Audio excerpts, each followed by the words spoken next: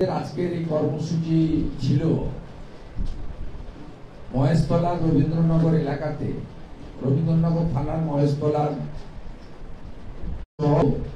ঘটনাস্থল থেকে কয়েক কিলোমিটার দূরে নেচার পার্কে কয়েকশো পুলিশ নামিয়ে শক্তপোক্ত বেড়া দিয়ে আটকানো হয়েছে।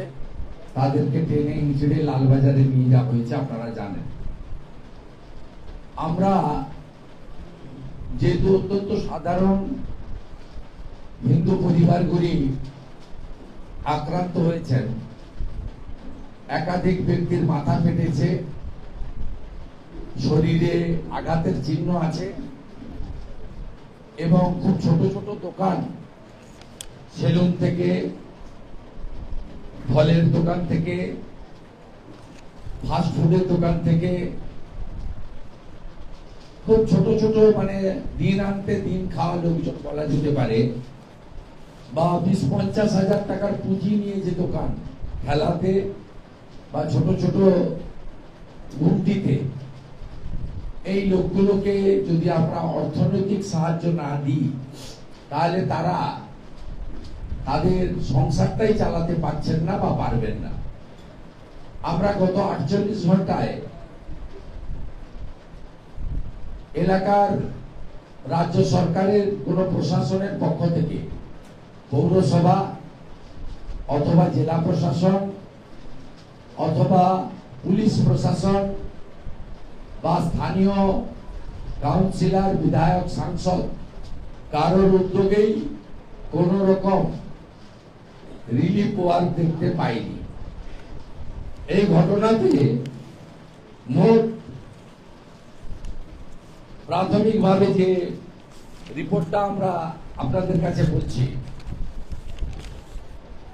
প্রথমত এত ভয়ের পরিবেশ আছে, সেখানে আপনার ভিকটিমদের ছবি দেখানোর ক্ষেত্রেও আমাদের ভয় আছে।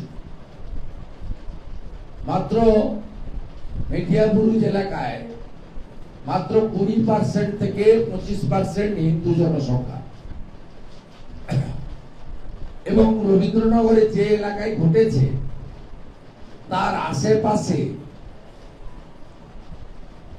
এত বিপুল সংখ্যক মুসলিম জনসংখ্যা রয়েছে, যাতে তাদের ছবি এবং তাদের নাম প্রকাশ করা তাদের নিরাপত্তার ক্ষেত্রে সমস্যা হতে পারে। মোট 26 জন ক্ষতিগ্রস্ত আমাদের কাছে আমরা ডেকেছিলাম, তার মধ্যে 23 জন আমাদের কাছে উপবিষ্ট হয়েছেন। এর মধ্যে হেড ইনজুরি রয়েছে, আপনার উইন্ডো গ্লাস ব্রোকেন রয়েছে, সিসিটিভি ব্রোকেন রয়েছে, দোকান লুট রয়েছে, গ্যাস লুট রয়েছে, আলু টেবিল ডালা ভাঙচুর আছে। এইভাবে মোট 26 জন লুট হয়েছে, ইনজোর হয়েছে এবং বাড়িঘর জ্বালিয়ে দেওয়া হয়েছে। আমরা অত্যন্ত খুশি, কৃতজ্ঞ। পুলিশের ধমক, তৃণমূলের জিহাদি বাহিনীর চমকানোর পরেও 23 জন আজকে দক্ষিণ কলকাতা ভারতীয় জনতা পার্টির কার্যালয় থেকে আমার হাত থেকে ক্ষতিপূরণ নিয়ে গেছেন। এমন ভয়ের পরিবেশ, এখানে আসা একজন ভিকটিম সেখানে ফোনে ধমক পেয়ে এখান থেকে চলে যেতে বাধ্য হয়েছেন। পালিয়ে যাও বলবো না, মানে চাপ দিয়ে চলে যেতে বাধ্য হয়েছে। তার মানে বুঝতে পারছেন, হীরা জাকির যে কথা বলেছিল ডন পত্রিকার সাংবাদিকের সামনে বেশ কিছুদিন আগে यहाँ भी एक मिनी पाकिस्तान है এটা প্রমাণিত হচ্ছে যে যেখানে হিন্দু জনসংখ্যা কম সেখানে রাজ্য পুলিশ এবং পশ্চিমবঙ্গের মমতা বন্দ্যোপাধ্যায়ের প্রশাসন নিরাপত্তা দিতে ব্যর্থ। একদিকে ধারা 163 করে আটকে দেওয়া হচ্ছে জনপ্রতিনিধিদের প্রতিনিধি এবং বিরোধী দলের লোকেদের সামাজিক এবং নানা সেবামূলক প্রতিষ্ঠানকে যারা রিলিফ ওয়ার্ক করতে চান, আর অন্যদিকে ওখানে ক্লাসের পরিবেশ করা হয়েছে। একজন ভিকটিম যিনি আমার হাত থেকে ক্ষতিপূরণ নিলেন তিনি আমাকে বললেন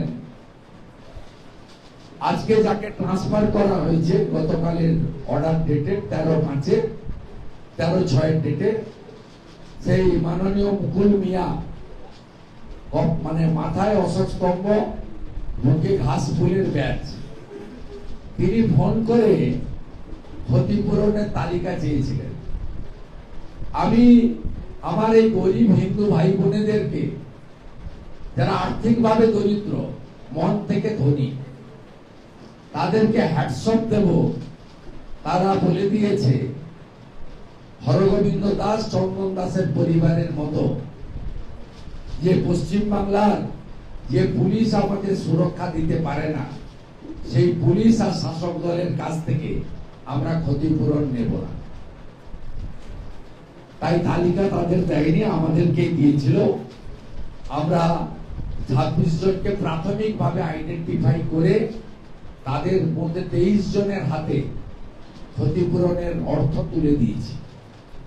আমরা তাদেরকে বলেছি আপনাদের যে পরিস্থিতি আপনাদের কোথাও মুখ খুলতে হবে না, ছবিতে আসার দরকার নেই, আপনারা শুধু আমাদের পাশে থাকুন, আমরাই মুখ খুলবো, আমরাই সামনে থাকবো, আমরাই লড়াই করব। ইতিমধ্যে আমরা উচ্চ আদালতেও গেছি। আমরা মনে করি ওখানে যেভাবে মহিলাদেরও থ্রেট করা হচ্ছে, বলা হচ্ছে তোরা ভিডিও করে ছেড়েছিস, আমাদের ছবি তোরা বাজারে ছেড়েছিস, পুলিশ কতদিন এখানে র‍্যাব থাকবে, চলে যাওয়ার পরে তোদের দেখে নেব। এবং যে ভয়ের পরিবেশ তৈরি আছে ওখানে, তাতে ওখানে ধুলিয়ান শামশেরগঞ্জের মতো ব্যাপকভাবে প্যারামিলিটারি ফোর্সের ক্যাম্প এবং রুট মার্চের প্রাথমিকভাবে দরকার আছে বলে আমরা মনে করি। এবং রাজ্য সরকার এটা করবে না। আর আইন অনুযায়ী কেন্দ্রীয় সরকার সরাসরি ডিপ্লয়েড করতে পারে না। আমরা আদালতে গেছি। আমরা আদালতে প্রথম দিন মহামান্য বিচারপতি তার স্পেশাল বেঞ্চ তিনি বলেছিলেন যে আপনারা কেস ফাইল করুন। শুক্রবার লিস্টে না থাকার জন্য আমার পক্ষে লয়ার মেনশন করেছিলেন। মহামান্য বিচারপতি বলেছেন সোমবার যদি লিস্টে না থাকে আপনি মেনশন করুন, আমি এটা বিবেচনা করছি। আমি আশা করছি যে সোম মঙ্গলবারের মধ্যে কলকাতার উপকণ্ঠে এইভাবে যে ঘটনা, নিরাপত্তা এবং তাদের যে ভয়ের পরিবেশ কাজ করছে এটা কাটানোর জন্য আদালত ধুলিয়ান শামশেরগঞ্জের মতো এখানেও এগিয়ে আসবেন। দ্বিতীয়ত আমরা মনে করি 2022 সালে মমিনপুর ইকবালপুরে লক্ষ্মী পুজোর দিন যে ঘটনা ঘটেছিল, তারপরে আমি আদালতে গেছিলাম। তৎকালীন অবসরকালীন বেঞ্চের বিচারপতি ছিলেন, আজকে তিনি সুপ্রিম কোর্টের বিচারপতি জয়মাল্য বাগচি মহোদয়। তিনি এনআইএ দিয়েছিলেন এবং সেই কারণে 25 জন গ্রেফতার হয়েছিল। এক্ষেত্রেও আমি দেখেছি টিভিতে যে পৃথিবীর সর্ববৃহৎ সামাজিক সংগঠন এবং ভারতবর্ষের সবচেয়ে বড় রাষ্ট্রবাদী হিন্দুত্ববাদী সংগঠন রাষ্ট্রীয় স্বয়ংসেবক সংঘ তাকে কালিমা লিপ্ত করার জন্য মিথ্যা অভিযোগ দিয়ে এসপি ডায়মন্ড হারবার রাহুল গোস্বামীকে দিয়ে প্রেস করানো হয়েছে। মিথ্যা বিষয় প্লান্টেড হয়েছে। তবে একটা সত্যি কথা সেখানে এসপি বলে দিয়েছেন যে প্রচুর পরিমাণে বিস্ফোরক নাকি উদ্ধার হয়েছে। এই বিস্ফোরকটা রোহিঙ্গারা নিয়ে এসছে না ভারতে থেকে পাকিস্তানের গুণগান করা টুকরে টুকরে গ্যাং নিয়ে এসছে না অন্য কেউ রাখলো, এটা প্রমাণ করার জন্য এনআইএ ইনভেস্টিগেশন হওয়া উচিত, এ দাবিও আমরা করছি। এবং আমি যেহেতু আমাকে অ্যালাউ করা হচ্ছে না ওখানে, আমি পরপর দুটো চিঠি দিয়েছি, ওরা দুবারই রিফিউজ করেছে। শুক্রবার মাননীয় বিচারপতি সুব্রত ভট্টাচার্য মহোদয়ের বেঞ্চে আমার লয়ার মেনশন করেছিলেন, তিনি সোমবার ফিক্সড রেখেছেন। আমি আশা করব কোর্টের অনুমতি নিয়ে মোথাবাড়ি, সন্দেশখালী, ধুলিয়ান, শামসেরগঞ্জের মতো এখানেও আমি প্রবেশ করে বিশেষ করে ক্ষতিগ্রস্ত হিন্দু পরিবার এবং আমাদের যে শিব মন্দিরে আক্রমণ হয়েছে সেখানে আমি প্রত্যক্ষভাবে ভিজিট করতে পারবো এবং তাদের বাসা দাঁড়ানোর বার্তা ওই মাটি থেকে, রবীন্দ্রনগর থানার মাটি থেকে আমি দিতে পারবো। এইটুকু আমাদের বক্তব্য ছিল। আমি নিরাপত্তার স্বার্থে আপনাদেরকে অনুরোধ করব, যদি ভিকটিমদের দেখান মুখটা হেজি করে দেবেন, বাকি আমরা লড়বো, ওরা সাথে থাকবে। খুব কষ্ট এবং বেদনার সাথে বলতে হচ্ছে যে আমাদের হিন্দুস্থান দ্বিজাতি তত্ত্বে বিভক্ত হয়েছিল 47-এ। আজকে হিন্দুদের এই বাংলায় চরম দুরবস্থা, এটা দেখে আমাদের কষ্ট হচ্ছে। এক্ষেত্রে আবারও বলি, মেটিয়াবুরুজে যা ডেমোগ্রাফি আছে তাতে ভারতীয় জনতা পার্টিকে যারা ভোট দেন তাদের সংখ্যা 20 থেকে 25%, আর ওদেরকে যারা ভোট দেন তাদের সংখ্যা 70%-এর বেশি। তাই খুব পরিষ্কার আমরা কিন্তু ভোটের জন্য এই লড়াই দিচ্ছি না, আমরা লড়াইটা দিচ্ছি হিন্দুদেরকে সুরক্ষা এবং তাদের বাঁচানোর লড়াই। তাই পরিশেষে বাংলার হিন্দুদেরকে বলবো, হিন্দু যদি বাঁচতে চাও বিভেদ ভুলে এক হও। এই লড়াইতে সবাইকে এগিয়ে আসার জন্য অনুরোধ করব এবং আমরা ক্ষতিগ্রস্তদের যাদের পেটিএম আছে সেই পেটিএম অ্যাকাউন্ট নম্বর নাম ছাড়া আমরা পাবলিশ করে দেব। আপনারা হিন্দুরাও তাদেরকে সরাসরি তাদের পেটিএম এ সাহায্য করতে পারেন। যেমন ধুলিয়ান এবং শামসেরগঞ্জে প্রায় 35 লক্ষ টাকার বেশি গোটা পৃথিবীর হিন্দুরা পেটিএম করে আমরা যে নাম দিয়েছিলাম 74 জনের বেশি 150 জনের ফ্যামিলিতে আপনারা দিয়েছেন। আমরা কৃতজ্ঞ হিন্দুদের কাছে।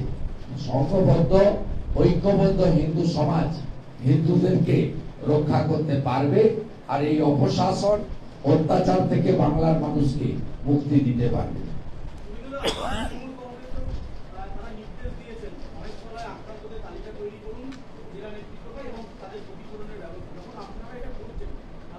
আমরা অলরেডি করে দিয়েছি, আমরা অলরেডি বলে দিলাম আপনাদের এই তালিকা। 26 জন ক্ষতিগ্রস্ত, 24 জন এসেছিল, একজনকে ধমকে ডেকে নিয়ে চলে গেছে, আমরাও ছেড়ে দিয়েছি। জোর করে করার দরকার দিয়েছে, আমরা তো এখানে স্পটে প্রোটেকশন দিতে পারবো না। পুলিশ, তৃণমূল আর জেহাদি এক হয়ে গেছে। তো আমি তো মুকুল মিয়ার গ্রেফতার চাই, খেলায় পড়ে ট্রান্সফার করেছি। এই তো আসল কারিগর, এই তো আসল মূলাধার। ওর রিপোর্টিং অথরিটি ওর এসডিপিও বা এসপি ছিল না, ওর রিপোর্টিং অথরিটি ছিল ভাইপোর পিএ। মুকুল মিয়াকে ডাইরেক্ট কন্ট্রোল করা হতো ক্যামাক স্ট্রিটে ভাইপোর অফিস থেকে। এটাই তো অরিজিনাল ডায়মন্ড হারবার মডেল। এই মডেলই তো 7,07,15,000 ভোটে লুট করে জেতা। আমাদের প্রার্থী হাইকোর্টে লড়ছে, ওখানে দেখা হবে ভাইপোর সঙ্গে। আজকে তৃণমূলের তরফ থেকে টিএমসি বহিরাগত তথ্য তোলা হয়েছে, ঠিক যেমনটা সামসাইগঞ্জ ভুলিয়ার ক্ষেত্রে হয়েছে। আজকে ফিরাদ হাকিম বলেছেন যে ওই মহেশতলার ক্ষেত্রে 3 দিন আগে থেকে বহিরাগতরা ঢুকেছে, তাদের অসুবিধা হচ্ছে। কি বলবেন? উনি বহিরাগত কাকে বলছেন? রবীন্দ্রনগর থানায় যে বিক্ষোভ হয়েছিল এটি মহিলা নির্যাতনকে কেন্দ্র করে, সেখানে দক্ষিণ কলকাতা জেলা বিজেপি সভাপতি অনুপম ভট্টাচার্য, রাজ্যের সাধারণ সম্পাদিকা বিধায়িকা অগ্নিমিত্রা পাল ছিলেন। এদেরকে যদি ইঙ্গিত করে বলা হয় তাহলে এরা বহিরাগত হন কোত্থেকে? তাহলে তো ফিরাদ হাকিমও বহিরাগত, থাকেন চেতলায়, দাঁড়ান বন্দরে। আর এই তত্ত্বটা তো হরগোবিন্দ দাস চন্দন দাসের যে খুন, তার যে চার্জশিটে যাদের নাম দিয়েছেন সব লোকাল। আপনার মুখ্যমন্ত্রী এবং আপনাদের অভিযোগ যে পুরো মিথ্যা, বাজার গরম করা ছাড়া, ইস্যু ডাইভার্ট করা ছাড়া অন্য কিছু নয়, এটা প্রমাণ হয়েছে। আমরা যেমন কোথাবাড়ি, ধুলিয়ান, শামসেরগঞ্জ নিয়ে লড়াই জারি রেখেছি, মহেশতলা নিয়েও মুখ্যমন্ত্রী জেনে রাখুন লড়াই জারি থাকবে। এলাকায় যাব, প্রয়োজনে মহেশতলা অভিযান হবে এবং মোমিনপুর, ইকবালপুরে যেমন এনআইএ এসে ঠান্ডা করে দিয়ে গেছে, 25টা জেহাদি এখনো জেলের ভিতরে, সব নন তৃণমূলের নেতা।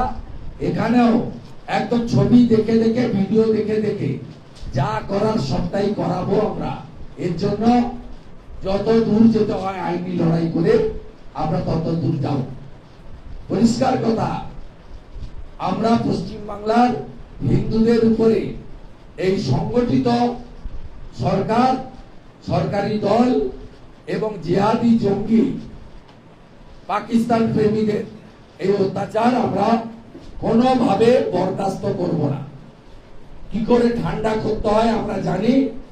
2023 সালে রামনবমীর ঘটনাতে আমরা ডালখোলা, রিসড়া এবং শিবপুরে যে পাথর মেরেছিল যারা রাম ভক্তদের উপরে, তাদের এমন সোজা করে রেখেছি।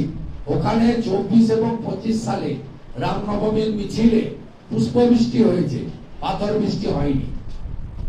মোমিনপুর, ইকবালপুর, ডালখোলা, রিসড়া, শিবপুর যেভাবে ঠান্ডা করা হয়েছে, এখানেও একইভাবে ঠান্ডা করা হবে। এমন ঠান্ডা করা হবে যাতে আগামী অন্তত 20 বছর নাতিপুতিরাও মনে রাখে।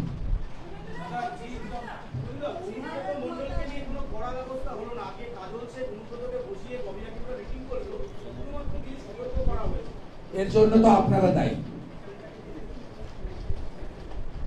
মিডিয়াগুলো আমি দেখছিলাম, আপনি আইসি বোলপুরের স্ত্রী কি যারা বিবাহিত তাদের স্ত্রী নন?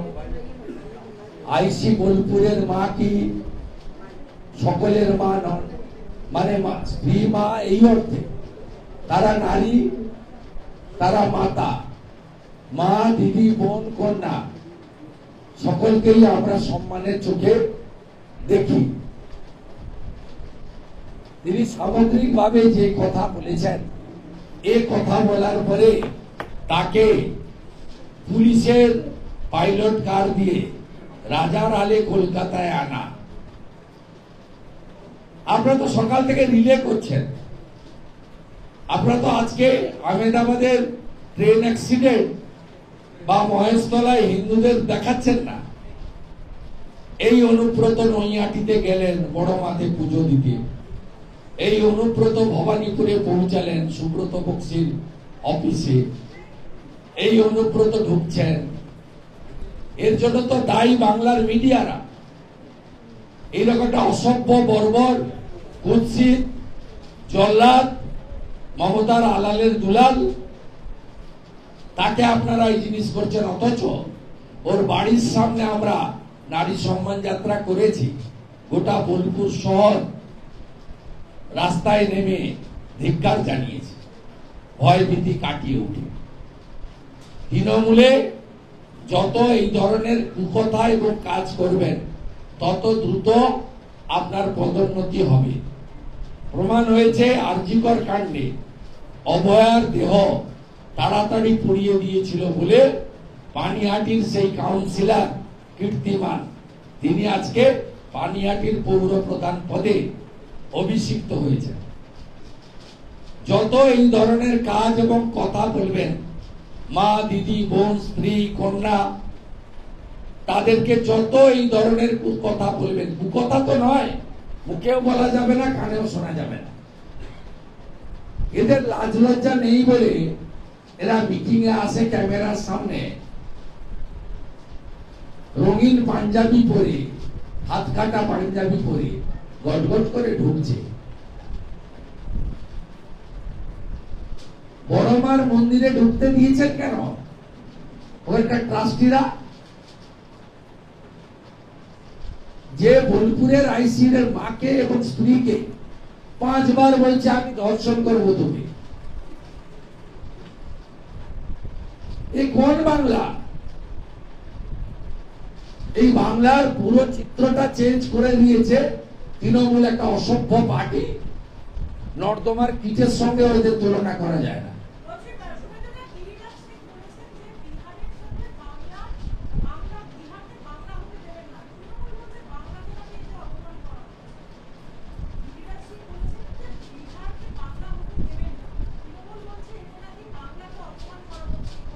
ও বাংলার কে ওরা? আমরা তো 2,33,00,000 ভোট পেয়েছি। তৃণমূল মানেই তো বাংলা না।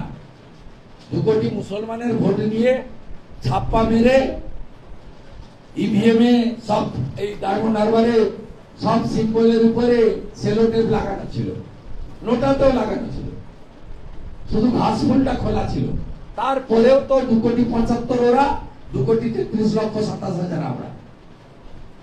গিরিরাজ সিং মহোদয় যে অর্থে বলেছেন সে অর্থ বাংলার মানুষ বোঝে। 26,000 চাকরি যাওয়া শিক্ষক শিক্ষাকর্মী বোঝে, দিয়ে না পাওয়া সরকারি কর্মচারী বোঝে, 2,15,00,000 বেকাররা বোঝে, 60 লক্ষ পরিযায়ী শ্রমিক বোঝে, অভয়ার বাবা মা বোঝে, হাঁসখালির ওই নির্যাতিত খুন হয়ে যাওয়া মেয়েটার বাবা মারা বোঝে, কালিয়াগঞ্জের ওই রাজবংশী পরিবারের বাবা মাটা বোঝে, বোঝে হরগোবিন্দ দাস, চন্দন দাসের পরিবার। তিনি যে অর্থে বলেছেন পশ্চিম বাংলার বর্তমান যে অবস্থা, সেই অবস্থার পরিপ্রেক্ষিতেই তিনি বলেছেন। অর্থাৎ তৃণমূল মানে বাংলা নয়। যারা বাঙালি তাদের অধিকাংশ ভোট বিজেপি পেয়েছে, আর যারা উর্দুতে কথা বলে, রোহিঙ্গা ভাষায় কথা বলে, তাদের বেশিরভাগ ভোটটা পেয়েছে ওই আবর্জনাদের পার্টি মুসলিম লীগ টু তৃণমূল।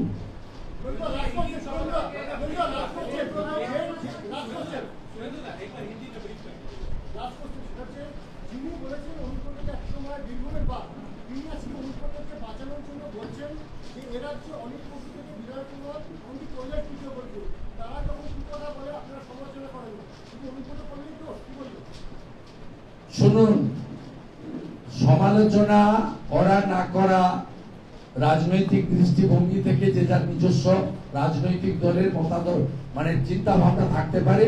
মিডিয়াও কোন ইস্যুটা টিআরপি বেশি হবে, বার্নিং ইস্যুতে তারাও আপনাদের ওই এডিটোরিয়াল বোর্ড আছে, তারা ঠিক করে। কিন্তু বাংলার মানুষ কুকথা যারা বলে তাদেরকে নীরবে ছুঁড়ে ফেলে দেয়। অনিল বসু যেদিন বলেছিলেন কুকথা, যেটা আমি মুখে আনতে পারবো না 11 সালের নির্বাচনের আগে, তার উত্তর কিন্তু 11 সালে মানুষ দিয়েছিল। সেই কুকথার বিরুদ্ধে ভোট হয়েছিল বলে মমতা বন্দ্যোপাধ্যায় আজকে চাকার ফাইটে ঘুরে বেড়াচ্ছেন। আজকে একজন মহারানীর মতো, সম্রাজ্ঞীর মতো শাসন ক্ষমতা ভোগ করছেন। 2011 সালের 21শে জুলাই দিল্লি থেকে ভাইপোকে উড়িয়ে এনে কয়েক হাজার কোটি টাকার মালিক করতে পেরেছেন।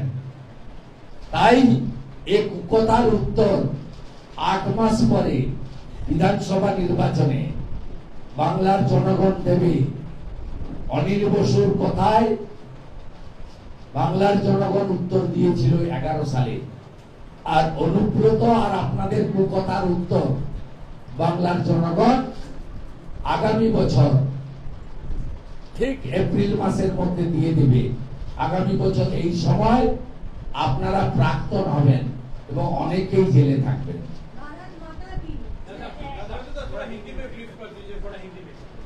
देखिए, जो रविंद्रनगर पुलिस स्टेशन महेशतला एरिया में हिंदू के ऊपर अत्याचार हुआ है, तुलसी रानी का जो चबूतरा है उसको उखाड़ के फेंका है कुछ विधर्मी ने पुलिस का सामने।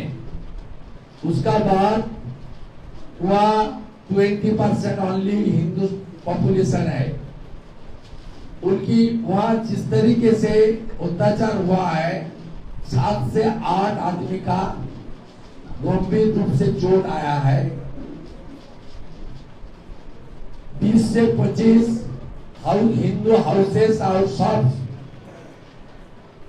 लूट करके उसको सब खत्म कर दिया है। बीजेपी की ओर से हिंदू समुदाय के साथ उनको सहारा देने के लिए हम लोग पहले दिन से कोशिश कर रहा है। आज उस एरिया में 163 एप्रोच है। मुझे जाने का इजाजत भी नहीं दिया है। बीजेपी का टीम को भी रोक रहा है। पूरा एरिया में अप टू 60 तक धारा 163 इम्पोज करके ये जो विक्टिम फैमिली है, इंजर्ड पर्सन है, सब हिंदू समुदाय का लोग है। उनको हेल्प करने का कोई मौका नहीं मिल रहा है घर जाकर। इसलिए आज उस मेटिया गुरु जो एरिया है वो दक्षिण कलकत्ता बीजेपी जिला के अंदर आता है। हम लोग यहाँ जिला टोली के साथ 26 विक्टिम को बुलाया था, उसमें 23 रिस्पॉन्स किया। भारतीय जनता पार्टी की ओर से मेरा हाथ से कॉम्पेंसेशन का प्राइमरी राशि हम लोग उनको दिया है। ट्रीटमेंट के लिए पूरा जिम्मेदारी बीजेपी उठा रहा है और उनको प्रोटेक्शन देने के लिए हम लोग हाई कोर्ट में भी हम लोग ऑलरेडी फाइल किया है उनको प्रोटेक्शन और न्याय दिलाने के लिए। और हमारी अगली कोशिश रहेगा और भी जो कॉम्पेंसेशन देना चाहिए हम लोग करेगा। और साथ साथ वहाँ हिंदू बहुल एरिया में हम लोग पार्टी की ओर से सीसीटीवी इंस्टॉलेशन के लिए भी आज कमिटमेंट उन लोग को दिया है। बीजेपी वोट की नजर से नहीं, वोट को मद्देनजर रखते हुए नहीं, भाजपा ने हर हिंदू पीड़ित हिंदू के लिए काम करेगा। हिंदुस्तान में हिंदू असुरक्षित है। बंगाल में ये बहुत शर्मनाक हादसा चल रहा है बंगाल में। इसके लिए पूरा के पूरा जिम्मेदारी बंगाल के मुखिया चीफ मिनिस्टर ममता बनर्जी, उनकी पार्टी और उनकी पुलिस है। इसलिए अभी भी धुलियान शामसरगंज में 18 कंपनी पैरामिलिट्री फोर्सेस डिप्लॉयड है। हम लोग का मांग है, यहाँ ओनली 20% हिंदू है। हिंदू असुरक्षित है, डरा रहा है। हिंदू को देखने के लिए ये लोग डायरेक्ट थ्रेट कर रहा है। ये लोग को प्रोटेक्शन भी मिलना चाहिए। हम बीजेपी पश्चिम बंगाल यूनिट हर हिंदू का साथ देगा, पीड़ित हिंदू का साथ देगा। अगले दिन जब भाजपा सरकार यहाँ हिंदू जनता एक होकर लाएगा, हर केस को रीओपन करके ये जो गुंडा है, जिहादी है, एक्सट्रीमिस्ट है, इसको अरेस्ट करने का काम भाजपा सरकार अगले दिन करेगा। साथ साथ पहले दिन से मैं मुद्दा उठाया IC Rabindranagar Mukul Miya, he is a man of Trinamool Congress. He was the main architect of this vandalism, उनको अरेस्ट होना चाहिए। आज बीजेपी और हम लोग की आवाज की बात ये लोग उनको दार्जिलिंग ट्रांसफर किया, ये थोड़ा भ्रम पैदा करने के लिए, आईवास करने के लिए। जब 2-4 महीने का बाद ये इशू पीछे चला जाएगा तब फिर इनको भतीजा का आदमी प्राइस पोस्टिंग कलकत्ता का अगल बगल में मिल जाएगा। इसलिए इस मुकुल मियां को अरेस्ट करने का मांग आज भी हम लोग कर रहा है। और बांग्ला नहीं, আমার গলা ভালো নেই ভাই। একটা প্রশ্ন, ইডির তরফ থেকে নির্বাচন কমিশনে চিঠি দেওয়া হয়েছে, ৭৮ জন নাগরিকের তথ্য দেওয়া হয়েছে, এই আজাদ জঙ্গি যে পাকিস্তানি, তার মাধ্যমে এই এদের ভোটার আইডি কার্ড হয়েছিল বলে তথ্য দেওয়া হয়েছে। আমি আগেই ওর বলেছি, আজও বলছি, রানাঘাটের কেস ইডি নিয়েছে, কলকাতা পুলিশের কেস ইডি নিয়েছে, কাকদ্বীপের কেসটাও ইডি নিয়ে নেওয়া উচিত। কাকদ্বীপের কেসটা ইডি নিলে একাধিক ভিডিও এবং এসডিও ইনক্লুডিং সুমিত গুপ্ত, ডিএম সাউথ 24 পরগনা, এরা জেলে যাবে। এটা একটা বড় র্যাকেট। ভোটার লিস্টটাই পশ্চিমবঙ্গে ভুয়া। লক্ষ লক্ষ রোহিঙ্গার নাম ভোটার লিস্টে তুলে রেখেছে তৃণমূল। একটা কুসাবাতে একটা পঞ্চায়েতে গৌতম সর্দার পঞ্চায়েত কর্মী তৃণমূলের লোক 2000 টাকার বিনিময়ে এক মাসে 3500 বার্থ সার্টিফিকেট করে দিয়েছে। 540 কিলোমিটার বর্ডারে জমি না দিয়ে বাংলাকে বাংলাদেশ টু মমতা ব্যানার্জি অলরেডি বানিয়ে দিয়েছে। অনেক লেট হয়ে গেছে। সবাই আসুন, চেষ্টা করে একবার দেখি আমরা এই বাংলাকে বাঁচানো যায় কিনা।